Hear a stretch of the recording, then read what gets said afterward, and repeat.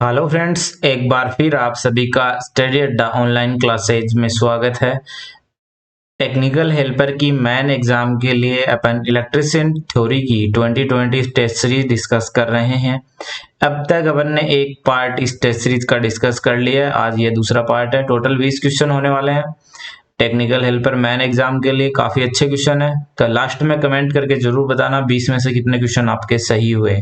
तो क्वेश्चन हिंदी और इंग्लिश दोनों लैंग्वेज में रहने वाले हैं।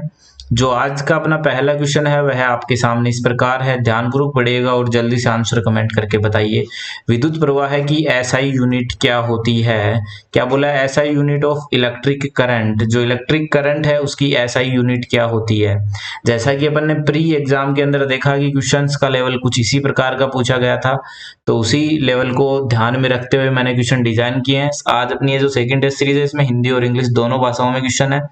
आगे जो भी टेस्ट सीरीज होंगी सभी में मल्टी बाइलिंगुअल क्वेश्चन रहेंगे, जिससे आपको क्वेश्चन सोल्व करने में किसी प्रकार की कोई प्रॉब्लम ना आए। लास्ट में सभी स्टूडेंट्स कमेंट करके जरूर बताना 20 में से कितने क्वेश्चन सही हुए। तो बताइए, विद्युत प्रवाह की एसआई इकाई क्या होती है? आप सभी जानते हो क्या होती है? एम्पियर। ऑप्शन नंबर थर्ड पहले क्वेश्चन में क्या हो जाएगा? राइट आंसर हो जाएगा। चलिए नेक्स्ट 2 नंबर क्वेश्चन क्या बोल रहा है? एक आदर्श चालक का प्रतिरोध होता है।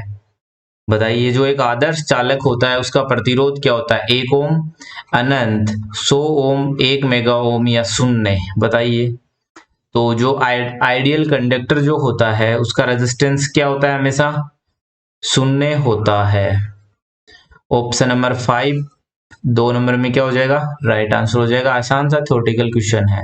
चलिए, अगर आपने अभी तक स्टडी अड्डा ऑनलाइन क्लासेज के इस यूट्यूब चैनल को सब्सक्राइब नहीं किया तो जल्दी से सब्सक्राइब कर लीजिए। और अगर ये टेस्ट सीरीज पसंद आए तो अपने सभी दोस्तों के साथ अधिक से अधिक शेयर जरूर करिएगा। चलिए next 3rd number question, KVL Khalistan के संरक्षण के सिद्धांत पर आधारित है। जो प्रिंसिपल ऑफ केवीएल का जो प्रिंसिपल है वह किस सिद्धांत यानी कि केवीएल किस सिद्धांत पर आधारित है? बताइए। जो किरचॉफ के 2 नियम है आप सभी जानते हैं,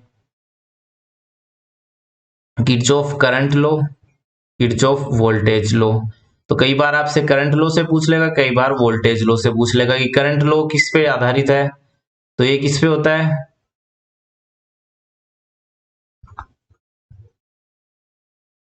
आवेश संरक्षण पर।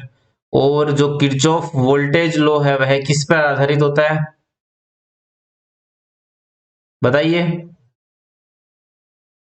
ऊर्जा संरक्षण पर। दोनों में से क्वेश्चन बन सकता है, तो ऑप्शन नंबर सेकंड 3 में क्या हो जाएगा? राइट आंसर हो जाएगा। अगर किरचॉफ करंट लॉ में पूछे तो आवेश संरक्षण, और किरचॉफ वोल्टेज लॉ में पूछे तो ऊर्जा संरक्षण पर आधारित है दोनों नियम। केवीएल में क्या होता है? किरचॉफ करंट जो वोल्टेज करंट लॉ जो होता है उसमें क्या होती है? किसी नोड पर आने वाली धारा व जाने वाली धाराओं का बीजगणितीय योग क्या होता है? हमेशा शून्य होता है। और किरचॉफ के वोल्टेज लॉ के अंदर क्या होता है? किसी भी बंद परिपथ यानी जो कोई भी बंद लूप होता है या मेश होता है उसके अंदर क्या होता है? विभव परिवर्तन का जो बीजगणितीय योग होता है वो क्या होता है? शून्य। यानी एप्सिलॉन ई इक्वल क्या होता है? एप्सिलॉन वी इक्वल क्या होता है? 0। दोनों डेफिनेशंस आपको पता होनी चाहिए। आसान सा क्वेश्चन है। चलिए उसके बाद 4 नंबर क्वेश्चन, तार का प्रतिरोध किस पर निर्भर करता है? जो तार होता है उसकी प्रतिरोधकता किस पर निर्भर करती है? बताइए। तार की प्रतिरोधकता यानी कि रो किस पर निर्भर करती है? जैसा कि आप सभी जानते हो आर इक्वल क्या होता है? रो एल अपॉन ए। प्रतिरोध एल चालक की लंबाई, ए क्या है? Cross section area. तो बताइए, तार की प्रतिरोधकता जो है वह किस पर डिपेंड करती है? काफी इंपोर्टेंट क्वेश्चन है, काफी इजी क्वेश्चन है। किस पर डिपेंड करती है? सामग्री पर, क्षेत्रफल पर, लंबाई पर, इन सभी पर, या इनमें से कोई नहीं? तो आप सभी जानते हो कॉपर का जो वायर है उसकी प्रतिरोधकता अलग होगी, एल्यूमिनियम की अलग होगी, जिस पर मटेरियल का बना होगा उस पर डिपेंड करेगी यानी कि सामग्री पर। Option number first 4 number question में क्या हो जाएगा? Right answer. यानी कि कॉपर का चालक है तो उसकी अलग प्रतिरोधकता होगी, एल्यूमिनियम का है तो अलग होगी। तो किस पर डिपेंड करेगी? सामग्री पर डिपेंड करेगी, लंबाई चौड़ाई उस चीजों पर नहीं करती। चलिए, कई बार आपसे पूछ लिया जाएगा उसके आयतन को बढ़ा दिया, लंबाई को बढ़ा दिया, वो क्वेश्चन आपने पढ़े होंगे, वो भी अपन करेंगे आगे।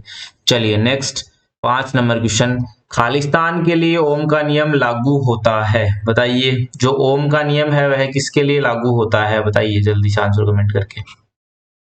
गैर रैखिक डायोड, धातु चालक, गैर रैखिक चालक, जिन्नर डायोड, उपरोक्त सभी। बताओ ओम का जो नियम है वह किसके लिए लागू होता है। देखिए ओम का नियम लागू करने के सबसे जो प्रथम कंडीशन है वह क्या है, स्थिर तापमान। स्थिर तापमान पर क्या होता है, V इक्वल आई आर ओम के नियम के अनुसार होता है। तो बताइए, तो ओम का जो नियम है वह क्या है,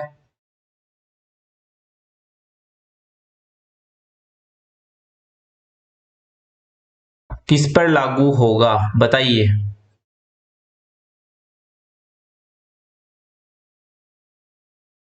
तो ओम का नियम निर्वात नलिकाओं पर भी लागू नहीं होता, गैर रैखिक पे भी नहीं होता, किस पे होगा, धातु चालक। ऑप्शन नंबर सेकंड 5 में क्या हो जाएगा, राइट आंसर हो जाएगा।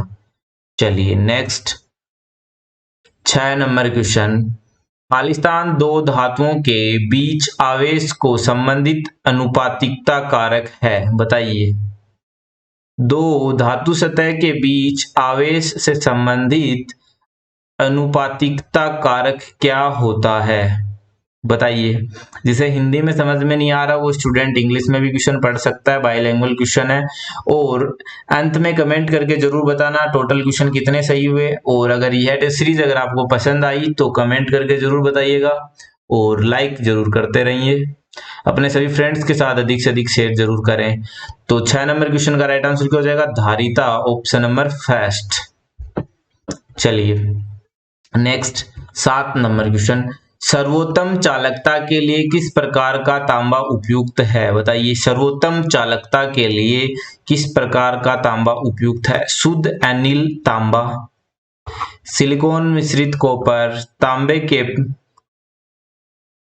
पोलिटर प्रकार, तांबे के कठोर प्रकार, तांबे का नरम प्रकार। तो बताइए सर्वोत्तम चालकता के लिए अपन किस प्रकार का कॉपर यूज लेते हैं, प्योर एनिलिन कॉपर, यानी कि ऑप्शन नंबर फर्स्ट क्या हो जाएगा, 7 नंबर में राइट आंसर हो जाएगा। यही अपन वाइंडिंग के अंदर यूज लेते हैं। चलिए नेक्स्ट 8 नंबर क्वेश्चन। इलेक्ट्रॉनों पर कार्य करने वाला बल क्या कहलाता है जो विद्युत परिपथ में दिशात्मक रूप से स्थानांतरित होता है, बताइए। इलेक्ट्रॉनों पर कार्य करने वाला बल क्या कहलाता है, जो क्या है, इससे विद्युत परिपथ में दिशात्मक रूप से स्थानांतरित होता है। तो क्या कहलाता है, विद्युत इलेक्ट्रोमोटिव फोर्स, यानी ऑप्शन नंबर फर्स्ट ही क्या हो जाएगा 8 में राइट आंसर हो जाएगा। Electromotive force option number first क्या हो जाएगा 8 में राइट आंसर हो जाएगा। थ्योरेटिकल क्वेश्चन है, इलेक्ट्रोमोटिव फोर्स की डेफिनेशन आपसे पूछी है।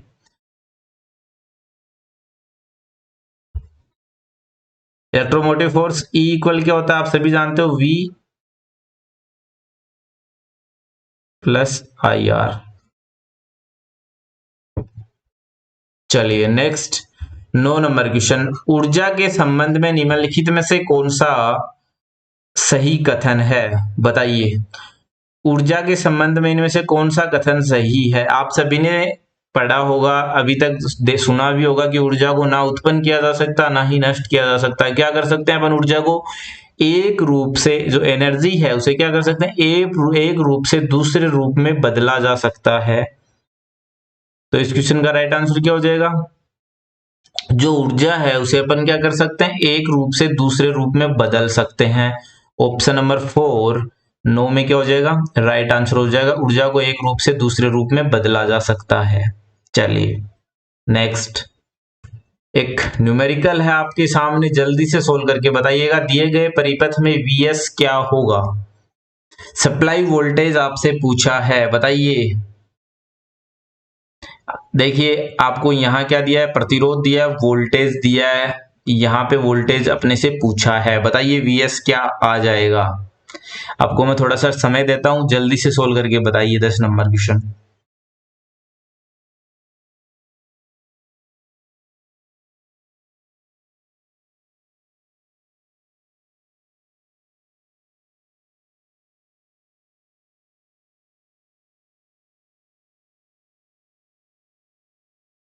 V इक्वल क्या होता है, फॉर्मूला आई आर। ठीक है, सबसे पहले अपन सर्किट में करंट निकाल लेते हैं। करंट यहां से निकाल लेंगे। आई इक्वल क्या होता है, V अपॉन आर। V की वैल्यू कितनी दे रखी है 8, आर की वैल्यू कितनी है दे रखी है 4, तो 2 एम्पियर अपने पास सर्किट में क्या आ जाएगा, करंट आ जाएगा। आएगा कि नहीं आएगा, आ जाएगा। तो यहां से अपन 2 एम्पियर करंट में सर्किट इस फॉर्मूले में रख देते हैं। चलिए, उसके बाद क्या पूछा है, प्रतिरोध। तो 2 और 4 दोनों किसमें जुड़े हैं, श्रेणी क्रम में जुड़े हैं। तो 4 2 क्या हो जाएगा 6। तो टोटल जो आर टी है अपना, वही सर्किट में क्या होगा 2 + 4 यानी कि कितना आ जाएगा 6 ओम। तो आई अपन ने यहां से निकाला, इस तरीके से आर निकाला, दोनों को वी के फॉर्मूले में रख देंगे। तो वी क्या आ जाएगा 6 दूनी 12 वोल्ट। तो Vs की वैल्यू यहां से क्या आ जाएगी 12 वोल्ट। ऑप्शन नंबर थर्ड 10 में क्या हो जाएगा, राइट आंसर हो जाएगा। समझ में आया, आसान सा न्यूमेरिकल है, डरना नहीं है किसी भी न्यूमेरिकल को सोल्व करने में। एक बार ठंडे दिमाग से सोचिएगा, आपको जो भी फॉर्मूले आते हैं, बेसिक फॉर्मूले आते हैं, उनसे आप आसानी से न्यूमेरिकल कर सकते हो। टेक्निकल हेल्पर में कोई हाई लेवल न्यूमेरिकल्स अब तक पूछे भी नहीं गए हैं। प्री के अंदर भी तो मान के चलिए मैन में भी कोई बड़ा घुमावदार न्यूमेरिकल नहीं आएगा। चलिए नेक्स्ट 11 नंबर क्वेश्चन। यदि किसी परिपथ में ऊर्जा या ईएमएफ का कोई स्रोत नहीं है तो इसे खालिस्तान कहते हैं। देखिए, ऐसा कोई सर्किट जिसके अंदर क्या है, ऊर्जा ईएमएफ का कोई भी स्रोत नहीं होता, उसे अपन क्या बोलते हैं,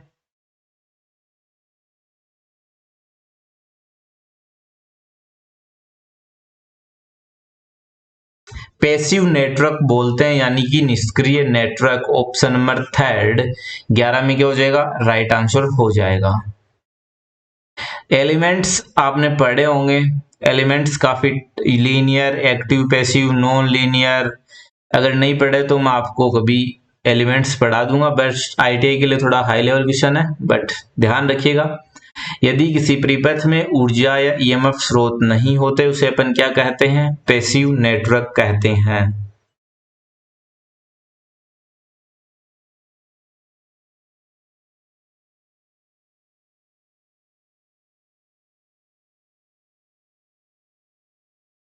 चलिए नेक्स्ट 12 नंबर क्वेश्चन। खालिस्तान में प्रतिरोध का ऋणात्मक तापमान गुणांक होता है, बताइए।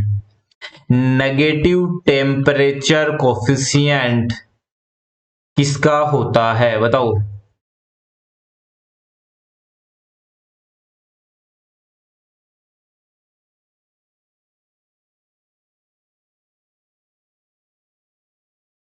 देखिए, मैं आपको एक ग्राफ की सहायता से समझा देता हूं। जो अपने चालक होते हैं ना, चालक होते हैं, उसमें तापमान बढ़ने के साथ रेजिस्टेंस क्या होता है, बढ़ता है। आप इस ग्राफ से समझ सकते हो।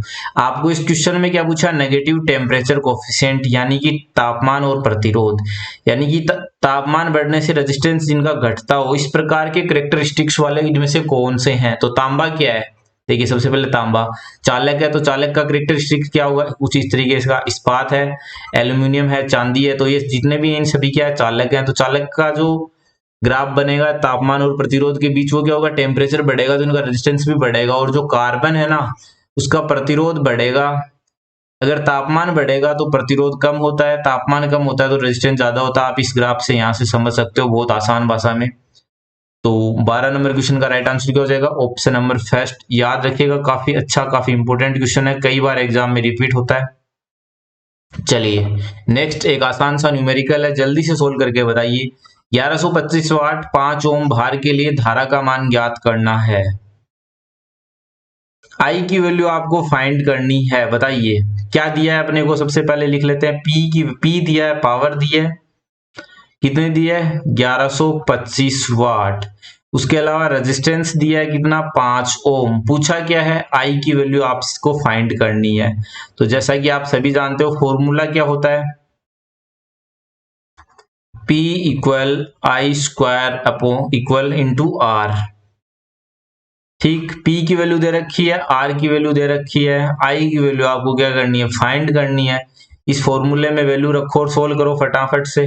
तो P की वैल्यू कितनी है 1125 इक्वल आई स्क्वायर इंटू 5। तो इसे रीअरेंज करके जल्दी से सोल्व करिएगा। सोल्व करोगे तो क्या आ जाएगा, आई की वैल्यू कितनी आ जाएगी, जल्दी से सोल्व करके बताइए। तो सोल्व करने पर यहां से अपने पास आई कितना आ जाएगा, 15 एम्पियर। ऑप्शन नंबर 4 क्या हो जाएगा, सही आंसर हो जाएगा। आसान सा न्यूमेरिकल है, P equal I square R formula. अगर आपको आ रहा है तो आप बहुत आसानी से न्यूमेरिकल कर सकते हो।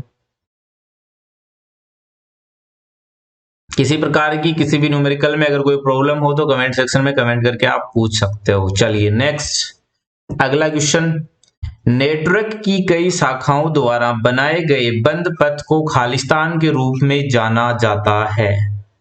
बताइए, नेटवर्क की कई शाखाओं द्वारा बनाए गए बंद पथ को खालिस्तान के रूप में जाना जाता है। बताइए, थ्योरेटिकल क्वेश्चन है। तो ये डेफिनेशन किसकी होती है, लूप। ऑप्शन नंबर 5 14 में क्या हो जाएगा, राइट आंसर हो जाएगा।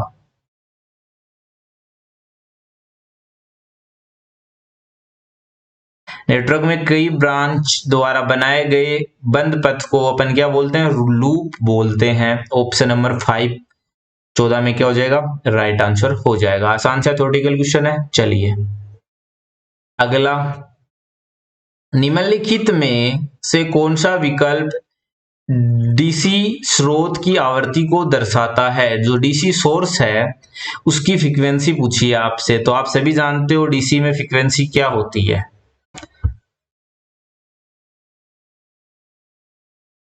तो डीसी में ग्राफ ऑफ जो रिप्रेजेंटेशन अपना होता है टाइम के साथ, वह क्या होता है, कुछ इस तरीके से होता है। तो डीसी की फ्रीक्वेंसी क्या होती है, 0 हर्ट्ज। ऑप्शन नंबर 4 15 में क्या हो जाएगा, राइट आंसर हो जाएगा। और भारत में प्रत्यावर्ती धारा यानी कि एसी की फ्रीक्वेंसी कितनी होती है इंडिया में, 50 हर्ट्ज। ये क्वेश्चन भी टेक्निकल हेल्पर की दृष्टि से इंपॉर्टेंट है, बट सभी को आता है जिसने थोड़ा बहुत थ्योरी पढ़ा है। चलिए, इस तरीके के क्वेश्चन आपके एग्जाम में कभी गलत नहीं होने चाहिए स्टूडेंट्स, ये याद रखिएगा। विद्युत प्रवाह का प्रतिरोध करने वाले पदार्थ का क्या गुण है। बताइए, विद्युत प्रवाह का प्रतिरोध करने वाले पदार्थ का क्या गुण है। बताइए, चालकता, ताप विद्युत, पैराविद्युत सामर्थ्य, प्रतिरोधकता, विद्युत वाहक बल। तो क्या बोल रहे हैं, विद्युत प्रवाह का प्रतिरोध करने वाले पदार्थ का गुण क्या कहलाता है, प्रतिरोधकता कहलाता है। ऑप्शन नंबर 4 थ्योरेटिकल क्वेश्चन था। चलिए नेक्स्ट, दिए गए सर्किट में व्हाइटस्टोन ब्रिज की बैलेंस कंडीशन आपसे पूछी है। व्हाइटस्टोन ब्रिज है उसकी बैलेंस कंडीशन आपसे पूछी है। तो बताइए, बैलेंस कंडीशन व्हाइटस्टोन की क्या होती है। देखिए ऑप्शंस बाद में देखेंगे, मैं आपको सबसे पहले बता दूं, व्हाइटस्टोन ब्रिज की बैलेंस कंडीशन क्या होती है, आमने सामने वाले प्रतिरोधों का गुणनफल, आमने सामने वाले जो दोनों प्रतिरोध, इन दोनों प्रतिरोध का गुणनफल इन दोनों प्रतिरोध के क्या होता है, बराबर होता है। तो पी आर एक्स का जो गुणनफल है वह क्या होगा, एस क्यू के इक्वल होगा। यह व्हाइटस्टोन ब्रिज की बैलेंस कंडीशन होती है। इस पे कई बार न्यूमेरिकल भी बनता है, तो याद रखिएगा, आमने सामने वाले प्रतिरोध का गुणनफल बराबर होता है। समझ में आया है, यानी इन दोनों का गुणनफल और इन दोनों का गुणनफल क्या होगा, बराबर होगा। तो अब इसके अकॉर्डिंग ऑप्शन देख लीजिएगा, पी आर एक्स और क्यू एस। तो कौन सा ऑप्शन हो गया, option number 5। P Q R S की जगह कई बार एग्जामिनर कुछ और भी दे दे तो भी आपका क्वेश्चन गलत नहीं होना चाहिए। समझ के क्वेश्चन याद करिएगा, रट्टे नहीं लगाने। चलिए 18 नंबर क्वेश्चन, आदर्श वोल्टेज स्रोत में खालिस्तान होता है। आइडियल जो वोल्टेज सोर्स होता है, क्या बोल रहा है, ideal voltage source. Ideal voltage जो सोर्स है उसमें क्या होता है, बताइए।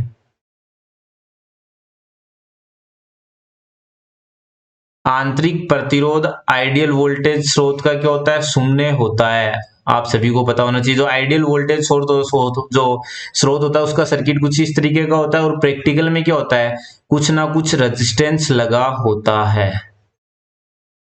जो प्रैक्टिकल वोल्टेज सोर्स होता है उसका रेजिस्टेंस कभी भी जीरो नहीं होता, सिर्फ आइडियल वोल्टेज सोर्स का रेजिस्टेंस जीरो होता है। और कई बार आपसे पूछ लेगा आदर्श धारा स्रोत जो होता है, यानी ये आइडियल जो करंट सोर्स है उसका प्रतिरोध क्या होता है, बताइए। ये क्वेश्चन मैं आपको देता हूं, आइडियल करंट सोर्स, ये वोल्टेज सोर्स है, आइडियल वोल्टेज सोर्स का प्रतिरोध क्या होता है, जीरो होता है। अगर यहीं आपसे ये पूछ लिया जाता है आइडियल करंट सोर्स का रेजिस्टेंस क्या होता है, वह आप मेरे को कमेंट करके बताओगे। आज के लिए बस इतने क्वेश्चन, 18 क्वेश्चन, 2 क्वेश्चन बीच में पता नहीं कैसे स्किप हो गए, ये चल नहीं रही पीपीटी आगे, कोई दिक्कत नहीं है, आज के लिए अपन 18 क्वेश्चन ही करेंगे।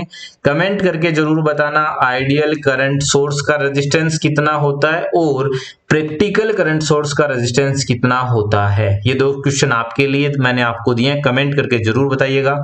और मिलते हैं कल सुबह 7:15 पर दोबारा कुछ इसी तरीके के 2020 क्वेश्चन की ये जो टेस्ट सीरीज अपनी चल रही है इसके क्वेश्चन के साथ।